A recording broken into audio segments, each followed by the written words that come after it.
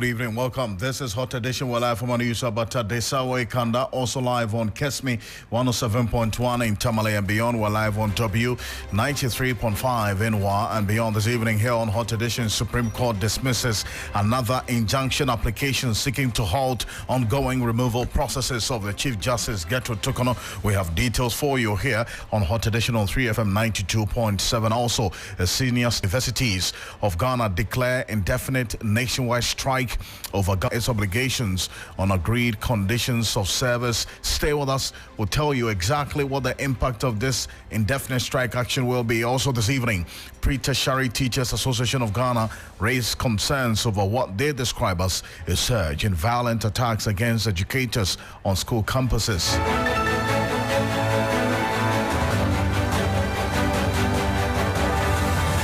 District and parts of the Greater Accra region seize goods, according to the mayor, will be donated some 20 minutes here on Hot Edition on 3 Tamale and beyond. We're live on W 93.5 in Wa and beyond. My name is Alfred Ocansey and I'm here with Crucible Success Trevor.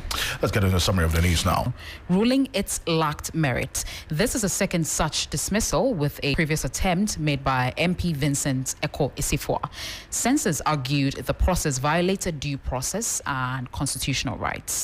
Firefighters battled a major blaze at a 10-story building. Fire stations responded. Crews carried out floor-by-floor attacks against educators on school campuses.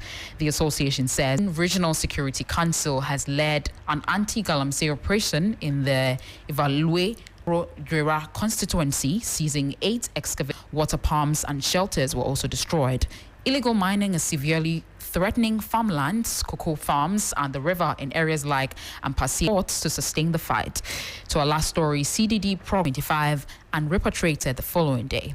Well, over to you, Alfred. Also on W 93.5 in Wa and beyond. Now, in a 4-1 majority decision, the Supreme Court has dismissed another injunction application seeking to halt the ongoing removal of processes for Chief Justice Gertrude Tukono. The court, presided over by Acting Chief Justice Paul Bafoboni, ruled that the application filed by the Center for Citizenship, Constitutional and Electoral Systems, Henry Anthony Kofi, formed the majority application to stop the impeachment process. Now, the first, if you recall, was filed by Vincent Eko, the Member of Parliament for the Otafu constituency. Now, this particular civil society organization had argued in its writ that the handling of the Chief Justice's impeachment process violated due process and sessions. The group saw the work of the 5-member committee, the Chief Justice, until the final determination of the substantive case. Well, Lord Edwasari is a legal affairs correspondent. He was in court earlier today for us. And Lord, you witnessed the entire proceedings today. How did all the issues unfold in court? Good to be here, Alfred. Now, quick updates. The cases before the court today were actually 2, right? Kofi Atta Kote. Now, the Apex Court heard that of the civil society did not hand over that document to her before passing down or issuing that warrant of suspension, which has now determined her status as we speak, Alfred. And so the lawyer plaintiff case had to do with the interpretation of article to their affidavit in support was that some of the allegations and petitions which Alfred we booked and have seen, the document was flying all over social media, and he's injuncted the entire processes, i.e. to stop the committee from sitting, and then also to order the speak classified information. So he didn't, that shouldn't be something that he can attach to his case. At which point he indicated that one of the justices on the bench, Justice Amadou, that he's claiming is classified is the actual document from he couldn't confirm same, but by and large, after the arguments, the judge, the bench, which was made up of the acting Chief Justice, Babani, presiding in a majority decision, dismissed the application and held that it was Justice Anthony Kofi. Justice Yasar Dakon was the one who dissented. It was a 4-1 decision, right? The case was called. Now, the second case has to do with the private citizen Theodore Kofi. That's quite an interesting situation with the first case, right? Now, with the suit of the civil society, the defendants were the Chief Justice, the suspended Chief Justice, the Attorney General, and then Justice Pomang, who is the chairperson of the committee, right? Now, the lawyer for the suspended Chief Justice, led by Kwabena Kusi Edu, he argued that if there was any prima facie dissemination to begin with, it should have been provided or made available to Justice Gertrude Tokonu. He indicated that there were three petitions against the Chief Justice, right? The ones that were being considered before the disseminated prima facie. And those three petitions were made up of several different allegations. Now, in his argument, Kusi Edu indicated that the president, in issuing that directive that the prima facie had been determined, did not outline which of these petitions that they have found a prima facie. Again, he didn't state the allegations which had been found to be culpable. The Chief Justice was found to be culpable, and that was why the prima facie had been determined. And with all this, he indicated that can be the case and say that there's a prima facie. So he was questioning the whole motive of it. Now to the second case that had Korte. He was of the view that as far as the committee was concerned, per the provision of the Constitution, the members or the actors who took a look at that petition were non-judicial actors. And there should have been a constitutional instrument, because the president is not a judicial actor. And so there should have been a constitutional instrument which guided his decision leading to that dissemination of prima facie. So this was the crux of everything that happened in court today. So essentially, the Supreme Court has dismissed this other suit against the processes, against the removal of the Chief Justice, essentially because they were unmeritorious. That was the baseline of it. They found it to be unmeritorious, and so what it means is that the committee are still going to go ahead with the impeachment processes, and because we already know, Alfred, that they are sitting 3 times a week, Monday, Wednesdays, and Fridays, and so they are still going to continue with that sitting. They also indicated that the full reasoning of the court will be made available May 29. Well, there is another development that happened in court, a very big one. So stay with us here on Hot Edition. We're going to break that news to you shortly here on Hot Edition on 3FM 92.7, also on Kesme 107.1 in Tamale, and on W93.5 in YMBM. But let's bring in Martin Pebu. He's private legal practitioner, and then also the leader of the Precorilo, the demonstrations. Join us on the telephone right now. Counsel, good evening. Thank you so much for joining us here on Hot Edition. Hello, Counsel. Good evening.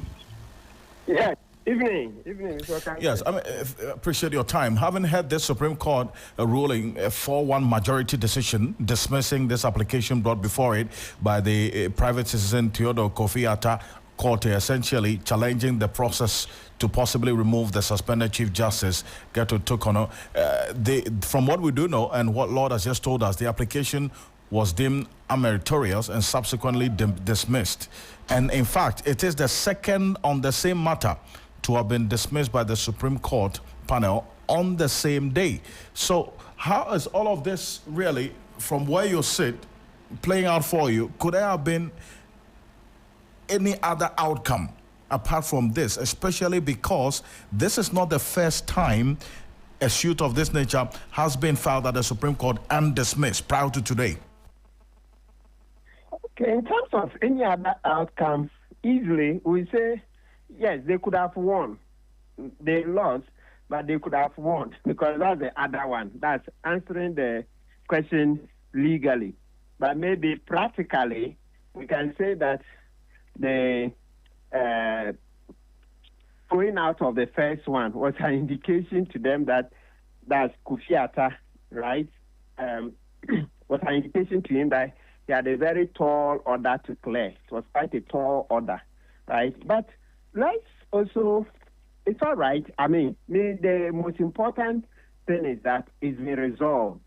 If it hadn't been resolved and it was left hanging for months, then that's when it would have hurt our democracy, because any pending suit in this matter serves as a cloud hanging around the case, and so you don't want any hanging clouds. So let's look at it from that governance perspective, because once you have somebody challenging it, when history is written, it will be stated that, oh, for 3 months or 4 months, there was this case challenging the whole process and all that. So then that reduces the legitimacy and the apparent and apparently reduces the integrity of the process, because call the lawsuit a protest. It's a protest, meaning that some citizens were protesting. Yes, there have been other forms of protest, but I know when you make it into court, paying lawyers, etc., it's usually weightier. But okay, I'm not just talking because we say talk is cheap, but you also walk your talk by paying lawyers and all that. So if you look at the legal expense of going to court, then it makes a legal protest somewhat weightier. So once it's been cleared quickly, that is good for the integrity of the process. So for me, there is a win-win for all sides. But the citizen is allowed to ventilate his claim, and that also the justices have cleared the injunction so that it reduces the hanging clouds. But, throwing out the injunction doesn't mean the whole case is gone. So there's a substantive suit, right? So that will be gone into. Yes. An injunction is an application, but it is hinged or it is based on a case proper. So meaning that there's a substantive suit, or is there a report that they've dismissed both? I don't think so. But you see, here's where the other issue also comes up, to the extent that if you look at the reliefs that Atakorte was seeking, 5 major reliefs from the Supreme Court right now.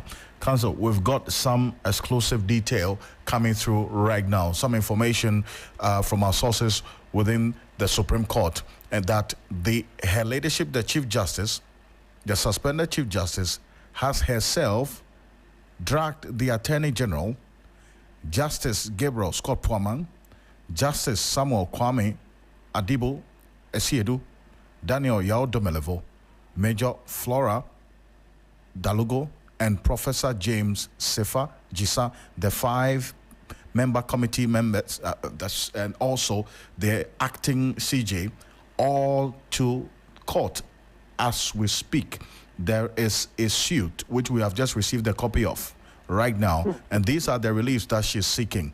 An order restraining the committee set up by the president to inquire into the 3 petitions against the plaintiff, composed of the 2nd, 3rd, 4th, and 5th, and 6th defendants, from proceeding with that inquiry, the execution of the terms of reference of the committee, or taking any action in connection with the purported determination of a prima facie case made against the plaintiff until the hearing and final determination of the instant action. That is the breaking news coming through right now here on Hot Edition on 3FM 92.7. Counsel and Dennis Pabere is going to be joining me right now, because we're getting to some more details of this exclusive information we've got right now. Breaking news on 3FM 92.7.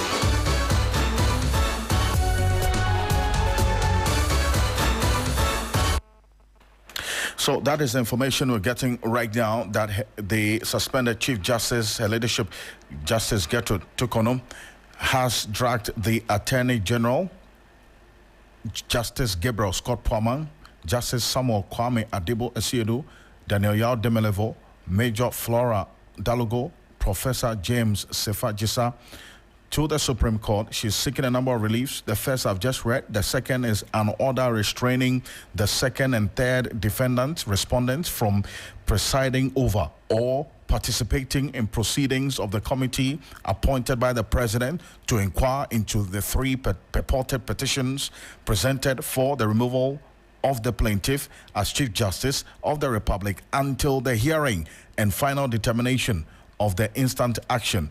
That's not all, Counsel.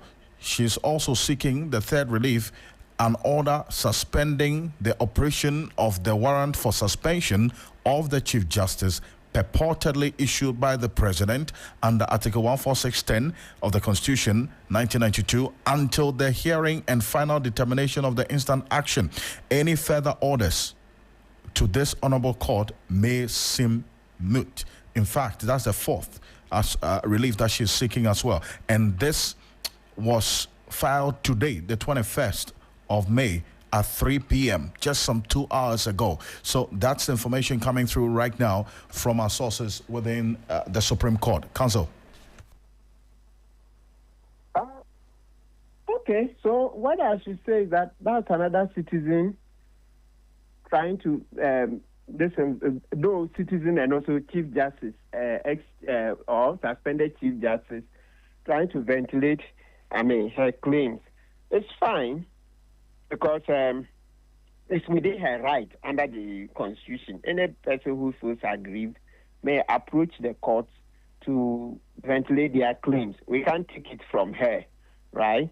So it can legally, it can go on. The only thing is that from day one, I've been saying that, and I still believe so, that, look, because this whole process, is kind of weighing on the integrity of the whole justice system, it would have been better if the suspended Chief Justice had resigned. The way we are fighting over this, it's quite messy. Yeah, it doesn't look good. It doesn't look good. You see, the Bible says, is it Romans? I've forgotten the exact scripture. It says that, yes, it's not every right that you have that you must exercise. So, yes, all things may be done, but it's not everything you do that helps the cause. So sometimes you look at the generality of the interest, you look at the interests of the society, and then you say, okay, I'll let go. Because this fight, the more we fight, it's just going to hurt the whole system. It's already hurting us. And also, it's not only the system that it will hurt, but more people too will throw debt at her and the rest. I'm sure you've seen the other things that have been put out there in the media. I don't want to mention.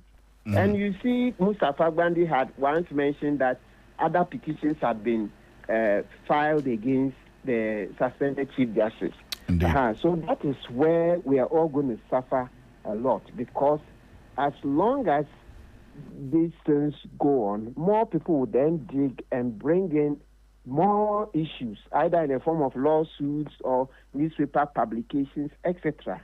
Those don't bode well for the society. So sometimes you look at the larger interests of the society, then you let go. Because, yes, as for fighting, the court is there. Yes, the court is there. It's within her right.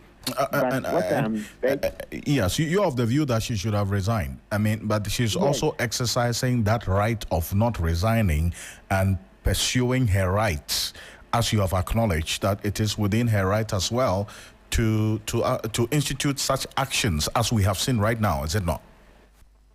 Yes, so that's why I said yes. So you may be right on paper, but practically you cause a lot more harm, because it's a long drawn fight, right?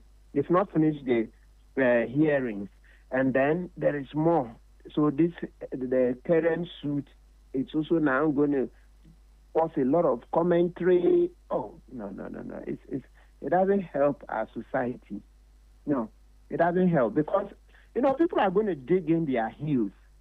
They are going to dig in their heels, so there will be accusations, counter-accusations, recriminations, counter-recriminations, etc. And so where are we going to stop? Like, see, if Justice Tokono had just resigned, it would have helped to heal matters quickly. Yes, help to heal matters quickly. But with this new lawsuit, so they're going to be going to court again, and it's messy. I don't think we should go through this as a society.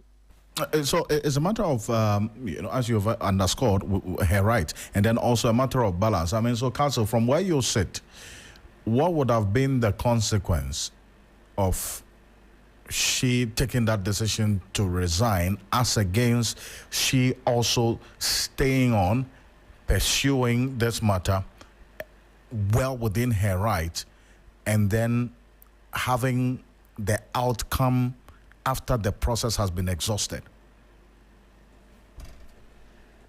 Yeah, so if she had resigned, it would have helped the system to heal quickly. You see, it would have reduced also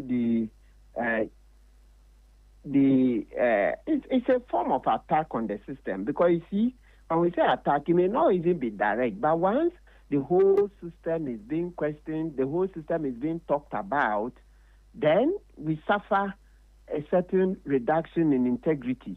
You see, sometimes it's not only directly, the person doesn't have to say, oh, the justice system is bad. No.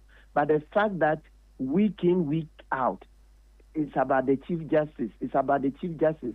Something has been done right. Something has not been done right. So even the conflict alone, you see, the dispute alone and the discussions create that apparent lack of fairness, that weakness in the system. It reduces the integrity apparently, because everybody will like, oh, if the system was that good, why would there be such a big dispute surrounding the Chief Justice, etc.? So you look at it from that perspective and you see that, oh, no, listen, let me resign so that we can preserve the system. You see, but now with the challenge, people will have opportunity to comment, lay people, etc. You know, the more people have an opportunity to comment, etc., then the more there's a myth of integrity around the justice system, the more it is broken. Because it will be like, if you guys were conducting yourselves well, would we have been allowed to come in here? Or would this matter have arisen for us to come and comment? So the moment you give an opportunity for citizens to keep commenting and comment, yes, it strengthens the society on the other hand in terms of freedom of expression. But where we lose is that then the justice system is being evaluated, berated, and, cast down every day. That is not good for the system. Yes, we support freedom of speech, etc., but there are limits. It's not the justice system in this manner that we want to use. Yes, we would like to hear citizens complain that the court systems are outdated, the laws are outdated, our justice system is not modern enough. Yes, we are not operating a modern justice system. Yes, those ones fine, but not the conduct of judges. You see, because in our society, a lot of people look up to judges, so and then lawyers. So we expect that, like the way we say, Caesar's wives, that thing that live beyond reproach, reproach, Caesar's wives test. So the conduct, the standard that we use is our conduct should be such that nobody should suspect us. That operate in such a way that people do not have suspicions, but that have raised suspicions. Then the justice, the conduct of judges, etc., has become the central point of discussion for months. Yes, by the time we are done, it will make the society stronger because, yes, there will be more freedom of expression, that we took on the justice system, we have them that we can debate about and not look very good for discussion, and then, that helps us a lot more. But now where we are discussing... But is that not also rather better? That, we discuss the conduct of judges, the conduct that does not discussed, condemned, as you believe, named and shamed, to correct the system, instead of rather not talking about it because, as you say, you want to protect the integrity of the judicial... Good, because, as I said, the judges are the arbiters. So if we keep discussing and in the process denigrate them, confidence in the justice is recovered. It took, I remember, several chief justices even going to bring the International Bar Association to come and sign memorandum with the Judicial Service, that they have signed a memorandum with Judicial Service. Chief Justice who was in charge, blah, blah, blah. We are fighting corruption and all that. So we barely recovered. We've not finished recovering. Nowadays, are the example, give me 2 judges, has gone down. But those days you hear, give me 2 judges, give me 2 pieces of goat meat. Because in the annals expose, some judges were seen taking goats, or they were seen to have been bribed with goats, etc. So, as I said, we are opening up raw wounds. We are opening up wounds. We should let sleeping dogs lie. But this particular case is waking up so many sleeping dogs. So in the process, we are all subject to attack. All of us, including lawyers. Yes, because when they are questioning judges, lawyers, you are also questioned indirectly, and some even directly. Counsel, I do appreciate your time and your initial thoughts on this matter. As I indicated, this is breaking news coming through, and so it's in fact unfolding thick and fast. And there's going to be a bit more reactions and details as the minutes go by. But thank you so much for your thoughts on this. You're welcome. Martin Pebo is private legal practitioner sharing his thoughts initially on this. So if you're just joining us, this is some breaking news that we've been digesting here on Hot Edition. Breaking news on 3FM 92.7.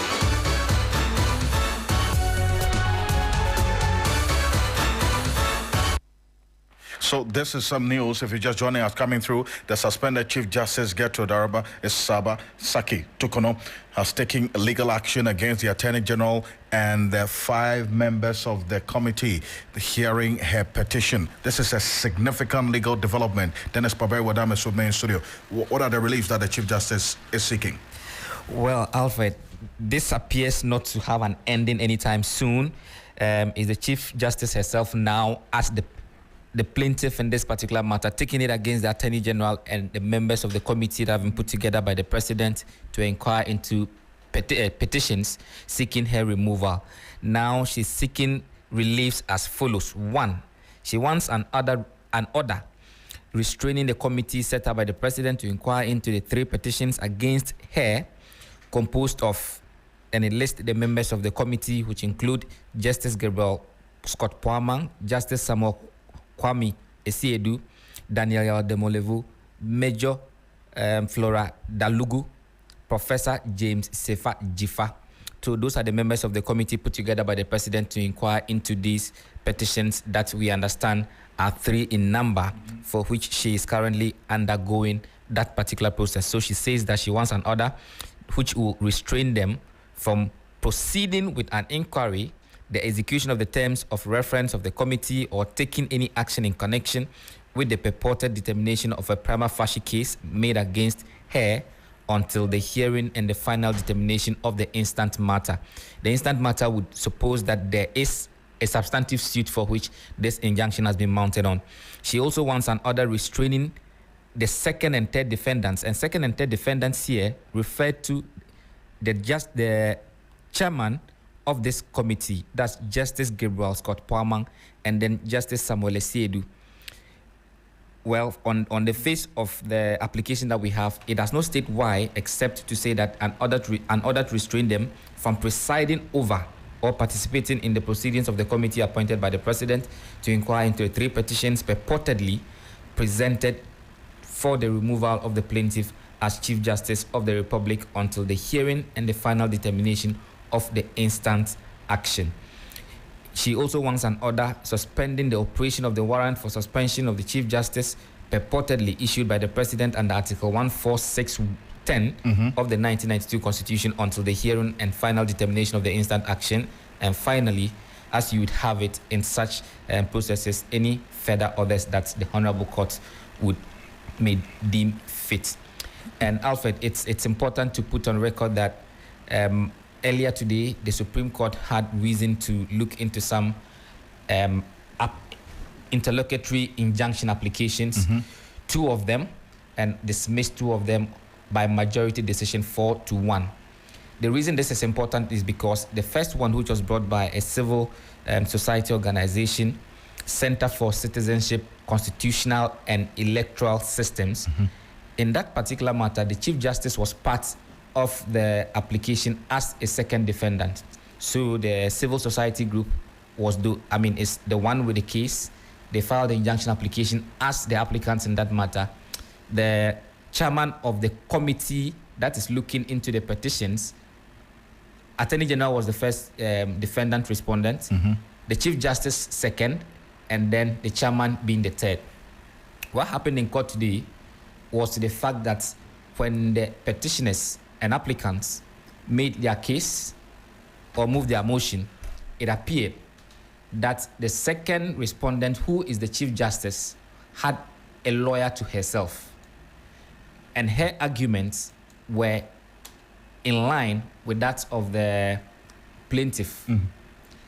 So this civil society group, which was seeking to stop the process, actually had their arguments very much like that of the Chief Justice. And of course, the lawyer indicated that yes, they agree with the views of the plaintiff applicants, except with a few modifications here and there. Right. It became so obvious that they were in the same line, so much so that the Attorney General, on a few occasions, said he almost referred to them as the second plaintiff. That is to say that the position, even though they appear as defendants, respondents, the position that they took almost appeared as though they were defendants. And let me illustrate to you how that has now reflected in what we are seeing. So one of the key arguments that was made by the Chief Justice in that particular suit was to the effect that they never received. In fact, the argument is that that a prima facie case has not been determined, for which reason a committee could have been constituted to even look into the matter and a subsequent suspension of the Chief Justice. Their argument simply was that as far as they are concerned, there is only a communication in the public which communicates a purported determination of a prima facie, and that in their view, one does not even exist. When you read the wording of this particular application, you would also find traces of things like purported petitions. That is even to say that this again will take us to a point where there will be a question of whether the existence of the petitions actually exist or they do not exist. Even though that came up when Justice Yoni Kolendi was having a conversation with lawyer when he made the assertion that for them, they think that there was no determination of a prima facie case. Then Yoni Kolendi asked, okay, for all the processes that have been referred to in the suit, for instance, the petitions, we do not see the petitions. It was only a communication from the presidency that announced the petitions. So are they also saying that such petitions are purported petitions? That was conveniently avoided. There was also another question of the formation of the committee, because it was a statement from the presidency that announced that committee. So Justice Yoni Kolinde asked, are we also saying that because a statement from the presidency announced what you call a purported committee, does that mean the committee does not exist? So this is just to say that these are matters that were partly dealt with in this particular case, except to say, even though they've not given their full ruling, these are matters that were briefly touched. And more importantly, Alfred, when the second suit was being heard, the first intervention by the bench was by the presiding judge, that is the acting Chief Justice, Justice Bafu Boni. When they mentioned that they were seeking an order for the suspension of the warrants, the acting Chief Justice drew the lawyer's attention to the fact that by a few days ago, we decided on a case with a similar relief. I see. Then the lawyer said, yes, but our arguments are different. So they allowed him to proceed. Just when he was about proceeding, Justice Amadou Tanko came in to make an intervention and to say that one would have thought that when this same court decided on similar matters with similar reliefs weeks ago, and even one before you came in, but our ruling and reasonings are not yet out. But mind you, Vincent's case, the reasoning is supposed to be released today. So if indicated by close of day, at least you have the reasoning of the court in respect of that. So one would have thought that coming on similar ground, seeking similar reliefs, one would have waited for you to see what is in there, and if it does not address your concerns, then you go ahead to file. But of course, that was just an advice. He gave the lawyer the option to wait. So the lawyer proceeded. I mean, for others who were watching, perhaps that was a cue for the lawyer to choose whether to want to proceed with it or to withdraw the application. But it was a signal of how the outcome was going to be. But eventually that too was dismissed by the same 4-1. Very important perspective you bring to the matters, and you are in court today, so you have a first-hand view of how things played out. And this is where I bring in a private legal practitioner, the former director of the Ghana School of Law, Mr. Kweku Ansasari, and he's been monitoring how events have been unfolding since this entire process to indeed have the 5-member committee start the hearing of the petitions against the Chief Justice started. Mr. Ansasari, good evening. Thank you for joining us. Thank you, my brother. There have been two significant developments today. As we know it, the Supreme Court earlier today, and you heard my colleague Dennis Baberi Wadam Esquire dismissing, the Supreme Court dismissed another suit against the Chief Justice removal process on the basis that it was unmeritorious. And then we are just getting information now that the suspended Chief Justice Gertrude Esabat Saki Tokono has taken legal action against the Attorney General and the members of the 5-member committee that has been set up to hear the petitions against her, asking for her removal. In this significant development, the suspended Chief Justice, Her Ladyship Saki Tokono, has personally initiated these legal proceedings by filing a writ, and in the writ she outlines her objections to the continued actions of this committee that is currently probing matters related to her suspension. As part of the reliefs being sought, the Chief Justice is urging the court to halt the scheduled sitting of the said committee, which is expected to convene tomorrow morning. In addition to the writ, the Chief Justice is also filed a formal application for an injunction. This injunction is seeking to restrain the committee from proceeding with its activities until a determination is made on the substantive issues raised in her suit. I mean, how does all of this strike you because of how this matter has proceeded till now? Okay, thank you very much. It's interesting. This is a twist, to the saga that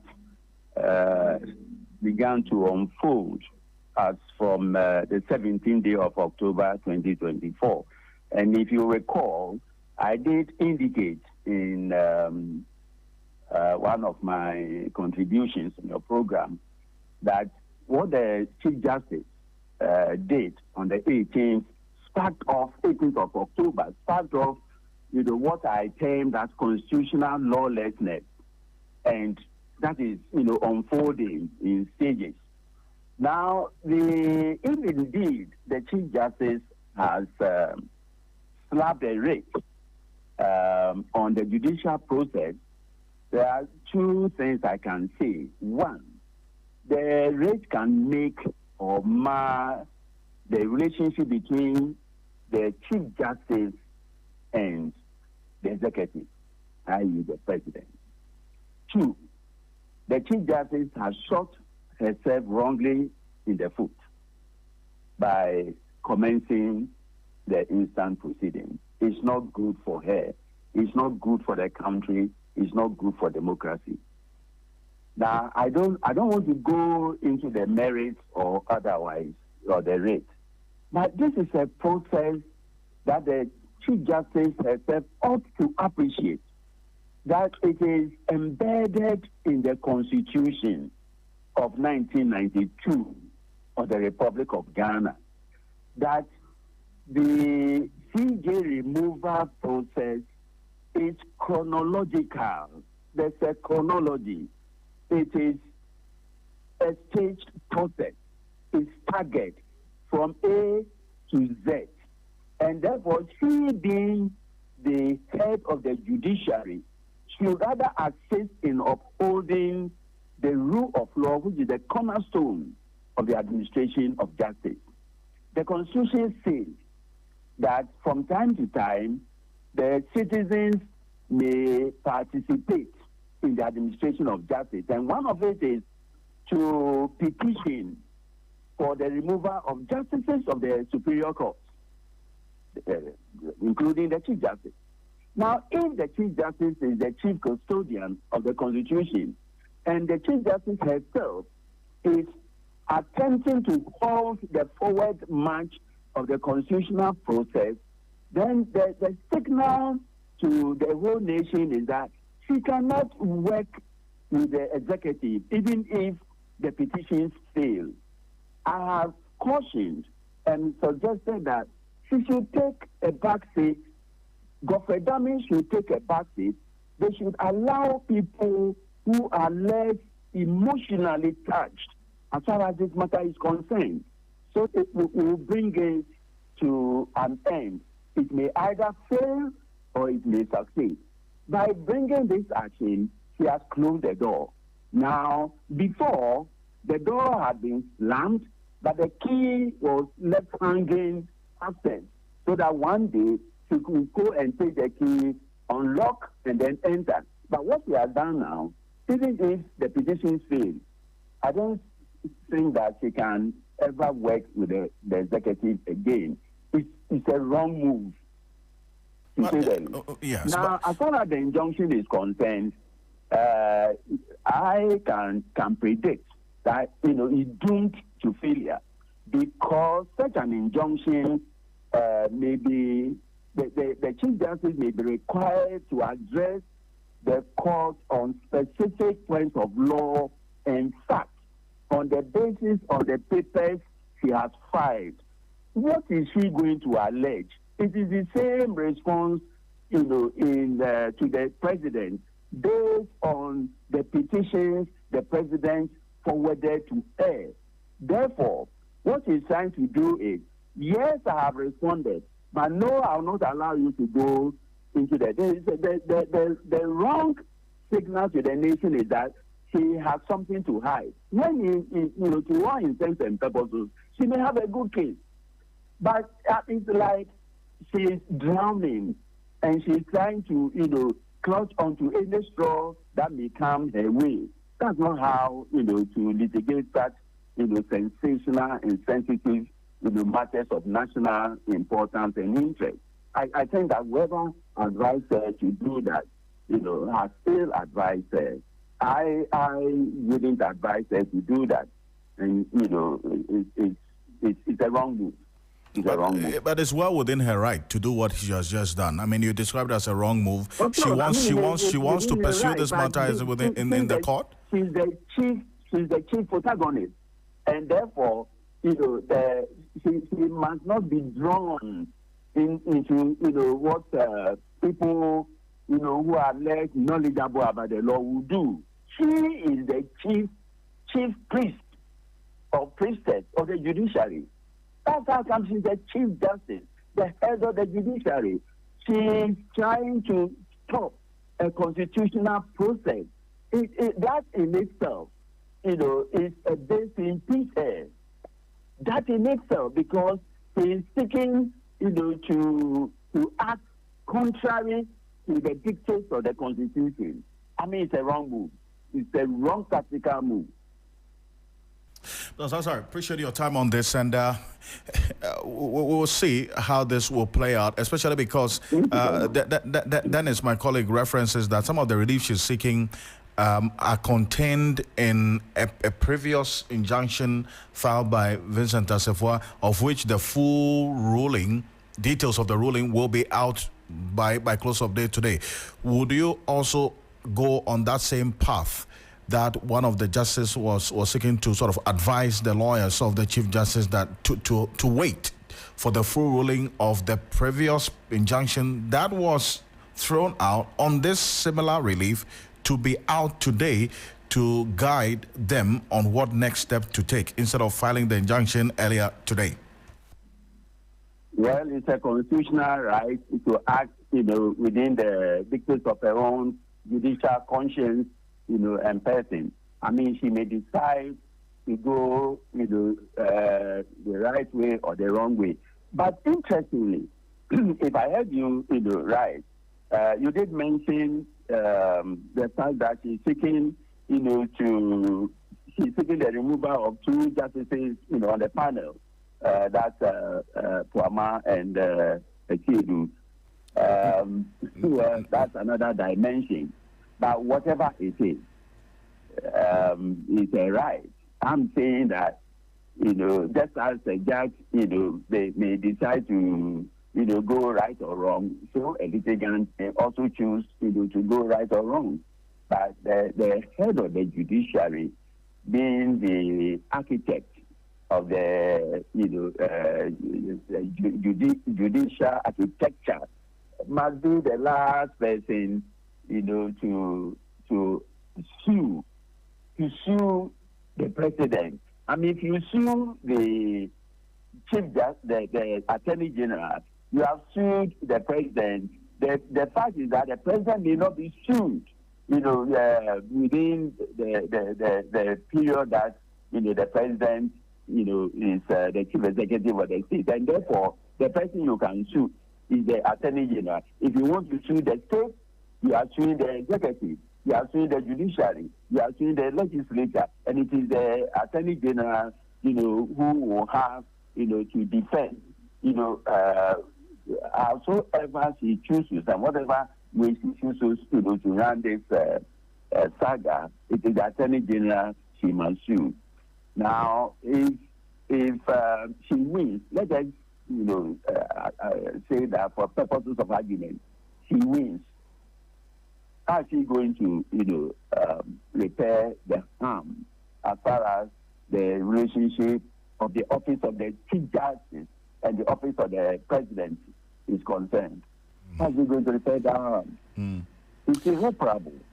And this is why I'm saying that whoever advised to comment this action has done more harm to her than good. I do appreciate your thoughts. Very, very important issues you raised. Sorry. Thank you so much, as always, for coming through for us. Appreciate you. That's the former director of the Ghana School of Law, Zukweku Ansasari. They're sharing his thoughts with us on this latest development. Dennis Poberi with Esquire still with us in the studio. A number of you have been sharing your thoughts on this. So many of your messages, we'll get into them right now. Christabel, what are our viewers and listeners saying? Yes, Alfred. Our listeners and viewers have a lot of interesting things to say. And Mahamadou Fusaini is saying that the suspended CJ might have the right to sue, but the fact that the MPP is fighting for her makes me think she was brought in to do their bidding. That's why they are struggling and demonstrating for her reinstatement. Now, I understand why she was appointed, and politicians often use people for their own gain, and it seems like she's just a pawn for them. She needs to go. He continues to say that there's a Dabani saying, you can't slaughter a chicken without it struggling. The suspended CJ is fighting back, but it's too late.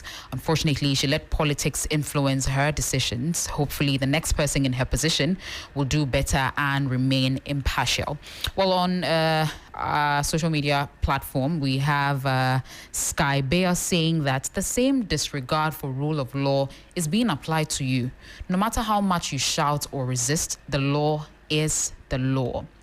And on YouTube, Our Rights is also saying, so where does this stop? Let's please stop this circus. So if today 1,000 individuals wake up in foul suits, the Supreme Court should tolerate this. Well, he's asking, and we're asking you to also share your thoughts and comments with us here on 3FM 92.7. Over to you, Alfred. Well, away from that, and Dennis, appreciate you as always for coming through. And this is one that I know we're going to sink our teeth into deeply on Ghana Tonight at 10 p.m. So make a date with Dennis and I at 10 p.m. on TV3, which is going to be live on 3FM 92.7 as Ghana Tonight. But Pre-Tertiary Teachers Union Association of Ghana, that's pre-TTAG, threatens to withdraw its services over a surge in violent attacks against educators on school campuses. Now, the association says these incidents are taking a toll on the teaching and learning environment and warns that urgent action is needed from the Ministry of Education. Daniel Opoku reports. Indiscipline on school campuses is spiraling out of control, raising serious concerns among educators and stakeholders across the country. Violent incidents involving both students and teachers are on the rise, with alarming consequences for academic work. From the western region to the capital, schools are becoming battlegrounds, prompting fresh calls for urgent intervention. Just last week, disturbing images emerged from the western region, where students were seen brandishing weapons on campus. On Monday, May 19, chaos erupted at Accra High Senior High School when a student and a teacher got into a physical altercation. These incidents are not isolated. In November last year, a teacher in Ofenso, the Ashanti region, was stabbed in the eye by a student, a shocking act that underscored the gravity of the crisis. Despite repeated calls from the Ghana National Association of Teachers (NAT) for compensation and protection, there has been little response from the authorities. Now, the Pre-Tertiary Teacher Association of Ghana (PRETAC) is raising the alarm. Adokwe Awule is the vice president of the association. If the workplace is not safe, and there's violence, per the Labor Law, Act 651, and the ILO Convention, and we have signed to that Act 190, we have signed to it, then the best thing is to leave such an environment. If it is safe, I will go back there. Because if I cannot intimidate the student, but that student can intimidate me, and you think it is right. The association is demanding immediate measures and a call for dialogue. In some time past, they said it is now PA, but now this new government says it is PTA. So if it is PTA, why can't they call for a meeting? Why can't they call for a stakeholder engagement to see how parents and teachers will come up and know how we'll bring our children up? School management, civil society organizations. And then we're also calling on Ghana Education Service and the Ministry of Education to compensate those teachers, even those who died. Their families ought to be compensated. Daniel Opoko's report there. We go to the Western region because there's a fight against illegal mining that is taking another turn. Yes, the Western Regional Security Council spearheaded an anti-galamsey operations, confiscating 8 excavators, 7 pump-action guns, 66 cartridges, and 4 mobile phones from illegal miners operating along the Ankobra River in the Evalué Ajomoro Jura constituency. Additionally, several water pumping machines and shelters belonging to the illegal miners were destroyed. Farmlands, cocoa farms, and the Ankobra River are under severe threat due to illegal mining activities along Ampasie, Antongo Junction, Petro, and Dominase in the Ivoale Ajomoro Jura constituency. Western Regional National Security Liaison Officer Brigadier General Musa Wajah, retired, is appealing for logistical support to aid in the fight against illegal mining.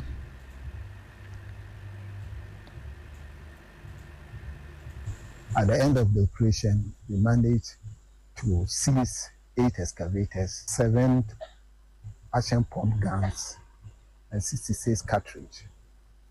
All these have been evacuated to the nearest police station for safekeeping, for further investigation to be done. We've also destroyed some funds which we located on the river. I want to stress that it's not going to be a one-day operation. That it's going to be sustained. We are going to do more of that and possibly try and then get canoe and sail along the Ankobra River to ensure that this river return to its normalcy. The most important challenges have been logistics, but that has not impeded our efforts to ensure that we conduct our operation. And the type of devastation that has been done along the banks of the river certain time also impede our speed of action, our movement and activities. But all the same, we are up to the task, and we think with complete and dedicated efforts with all the stakeholders, we can achieve our goal.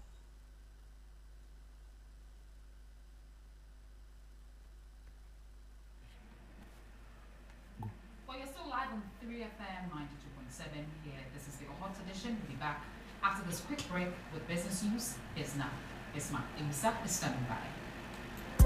Hello, Ghana. It's a new year and Bill's Microcredit is here to...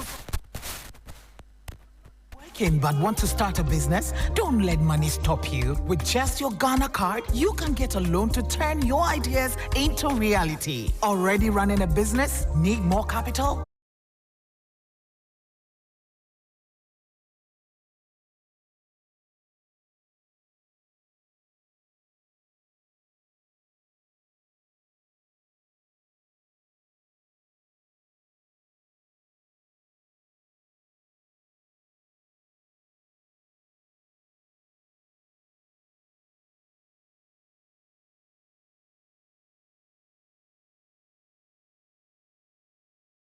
Ghana.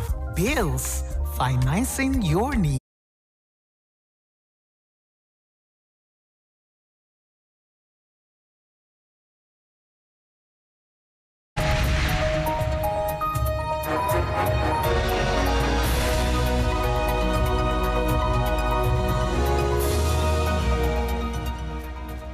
Hello, good evening and welcome to the business segment on Hot Edition with me, Bismarck Ausa. Coming up tonight, Bank of Ghana Governor Dr. Johnson Esiama projects long-term stability of cedi, but cautions path ahead in restoring macroeconomic stability remains complex.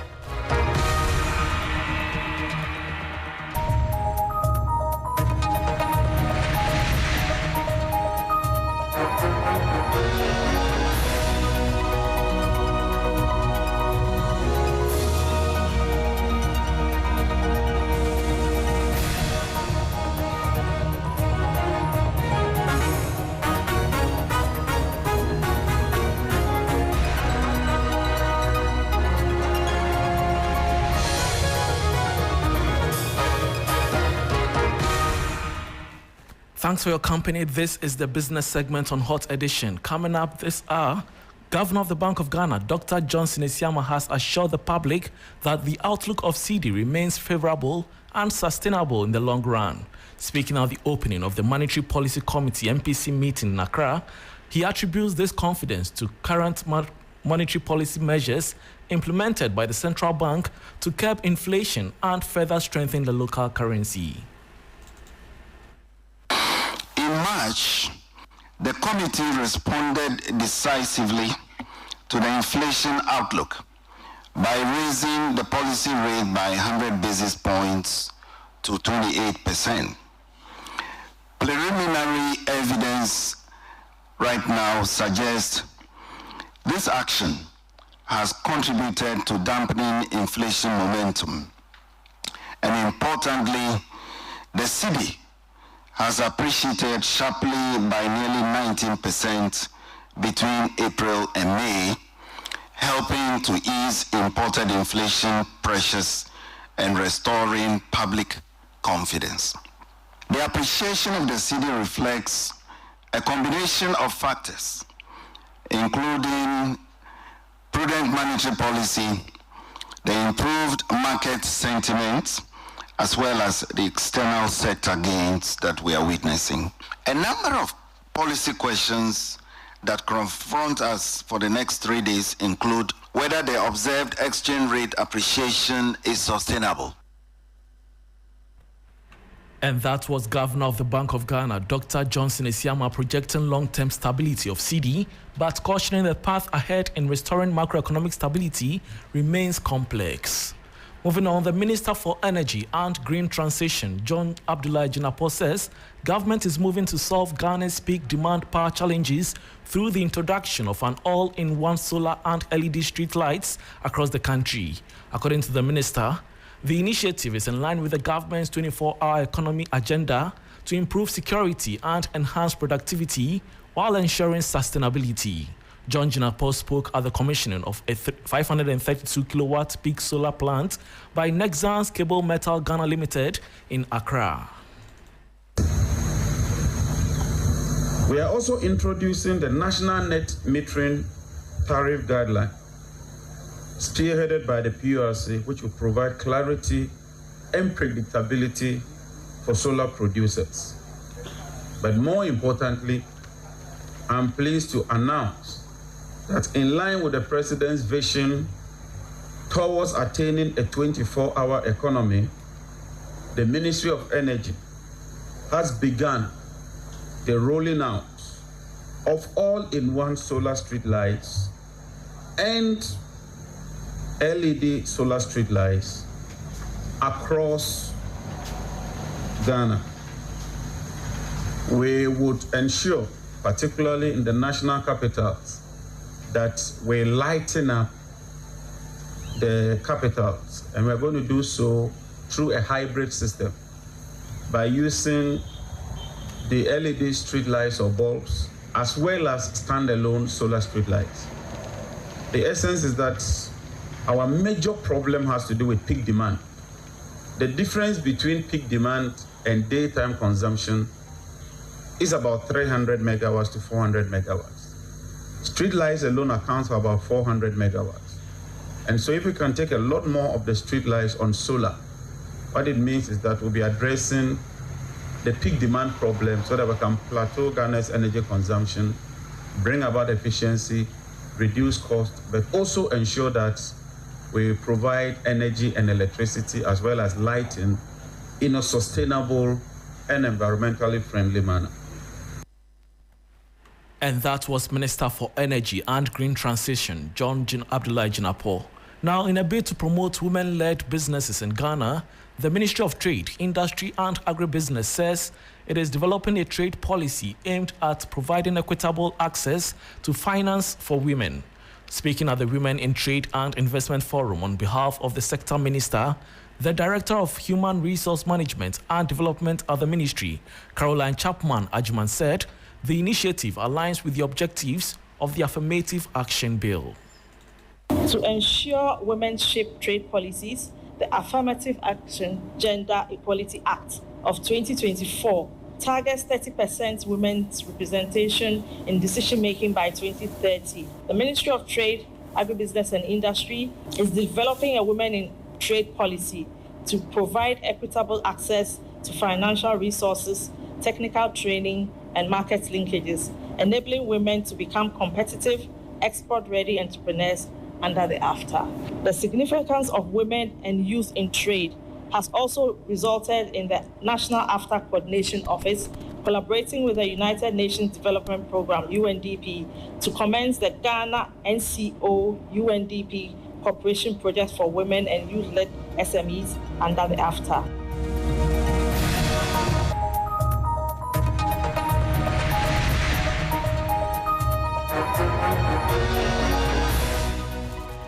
And that was the Director of Human Resource Management and Development at the Ministry of Trade, Industry and Agribusiness, Caroline Chapman Ajman. And that brings us to the end of the business segment on Hot Edition with me, Bismarck Ausa. For more business stories, please check out our website, 3news.com. Thanks for your company.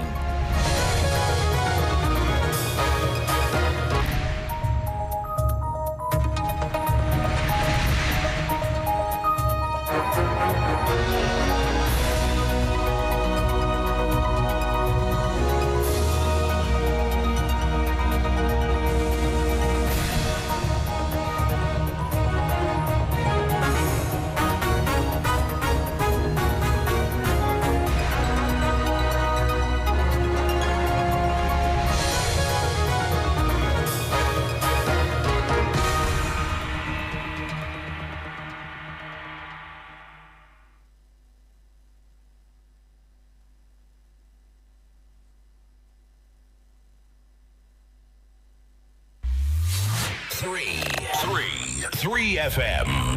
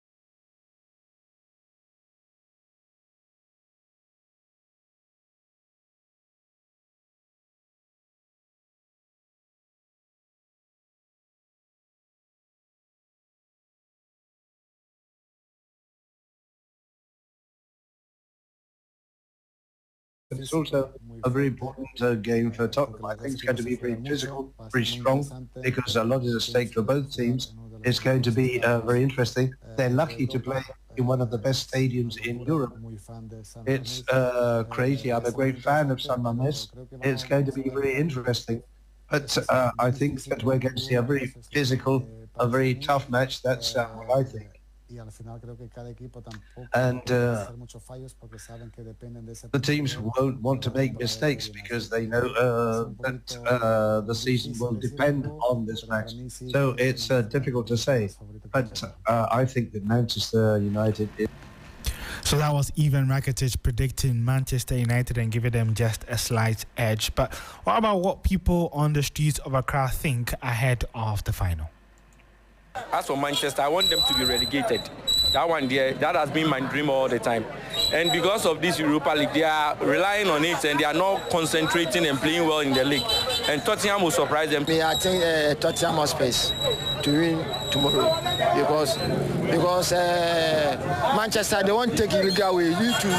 You won't want to support them. So you, Chelsea, you want to support Tottenham to win this league, to enter the UEFA Champions League. Because Manchester, if they go UEFA Champions League, they will perform. I'm very Man U, they are tiny rough. On the board here, so on board here, the fufu. On the board here, crack about me or body here. It's Man U, there, you best send. And we think on no embo leg na, you be in the film. Then you be Tottenham befa. Yeah, it's Man U there. Oh, you feel that you class or be qualified to be Champions League. You see that? United befa win because we who say last resort to actually say you beat me the Euro. United they be winning. If it's a season we league in Yanyade, a combia so as I see a team winning Europa. I bet Tottenham 2-1. If it's a about Champions League.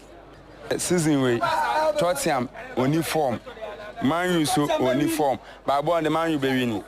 You far gone to change. You a players be one. Man U Tottenham sa qualities no crabby. Be the same midfielders. It's a him in song. Only untinidin. Man United no crab Bruno Casemiro.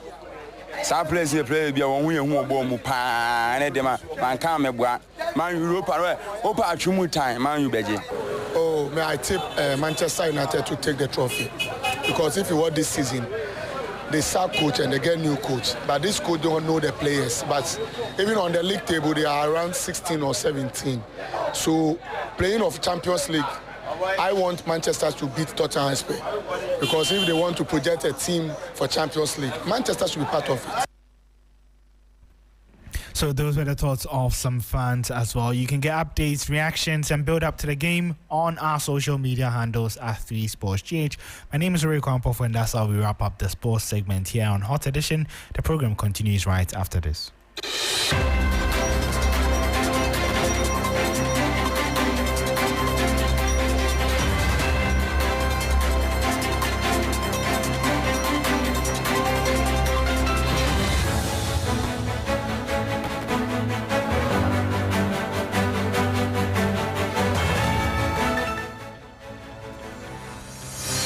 Get ready, Ghana. The road is calling and the wheels are spinning. It's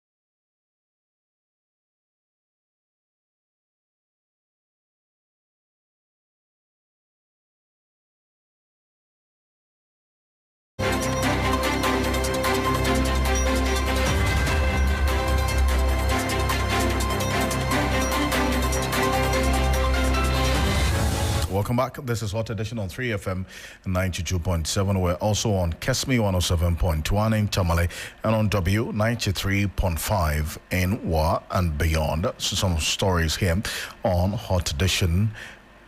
The Senior Staff Association of Ghana, in collaboration with the Technical University Administrators Association and the Federation of University Senior Staff Association, they've declared an indefinite strike effective today, Wednesday, May 21. The unions accuse both the current and previous governments of failing to honor a 6-month-old agreement meant to improve their conditions of service. Until their demands are met, the leadership has instructed members to stay at home. Now, the CSO's coalition on migration, they're making a demand, and Chrisabel will get into that, exactly why they're making the specific demands and what the way forward will be. And also we'll hear from the firefighters this morning who had difficulty to douse an inferno that engulfed a 10-story building at Floor Mills Ghana Limited, formerly Gapoha Yard in Tema. Now, if you go on our Facebook page at 3FM927, the fire broke out at approximately 8:45 a.m. this morning, originating from the 3rd floor. The first firefighting appliance arrived on the scene just 6 minutes later at 8:51 a.m., enabling a swift response. According to information gathered, 4 fire engines and a turntable ladder, that's TTL, from the Ghana Ports and Harbours Authority, Tema Metro, Newtown and industrial fire stations were also deployed. Firefighters also conducted floor-by-floor sweepings to douse hidden flames and ensure the fire is completely extinguished, with preventive measures in place to stop the fire. And if you go on our Facebook page at 3FM927, we're showing you videos and pictures of what happened earlier today. And that's live at 3FM927 right now. And let's go back to our earlier story. The CSO's coalition on migration, what are they asking for? Well, the CSO's coalition on migration is calling for the setting up of a coordinating unit or committee to properly coordinate activities of migrants in the country. This follows the repatriation of some 925 undocumented migrants arrested during a recent operation in Accra. Most of those detained were engaged in street begging when they were apprehended in a major swoop conducted by the GIS on Friday, May 16, 2025. The repatriation process began the following day, Saturday, May 17. Now, here's a breakdown of the nationalities of the 2,241 persons who are currently held at designated holding centers. Well, Nigerians make up 2,073 of them. Nigerians, 138. Well, we have 38 Burkinabes. Out of that, we have 1 Guinea and 1 Malian. Well, we can now hear from the programs manager at the Center for Democratic Development Ghana, CDD, who is Paula Brompa.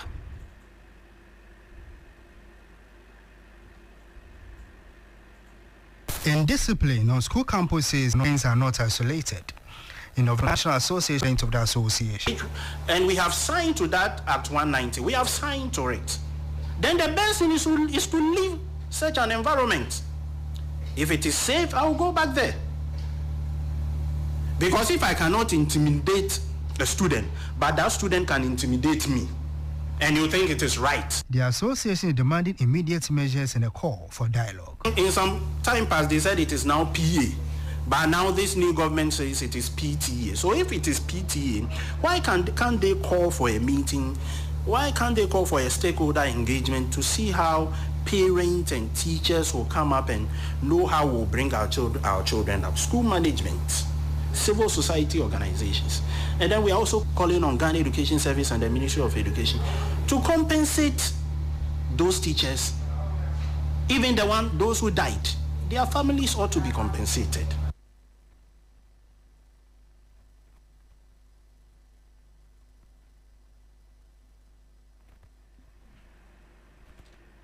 Well, meanwhile, the Commission on Human Rights and Administrative Justice, SHRAJ, has called for a more humane approach to the repatriation exercise. Alfred. Well, that's it for Hot Edition on 3FM 92.7. We're also live on Kesme 107.1 and on W93.5 in and beyond. On behalf of the rest of the team, we do appreciate your company. Join me at 10 p.m. on TV3 for Ghana Tonight. My name is Alfred Ocansey. And I am Christabel Success Treve. Have a good evening.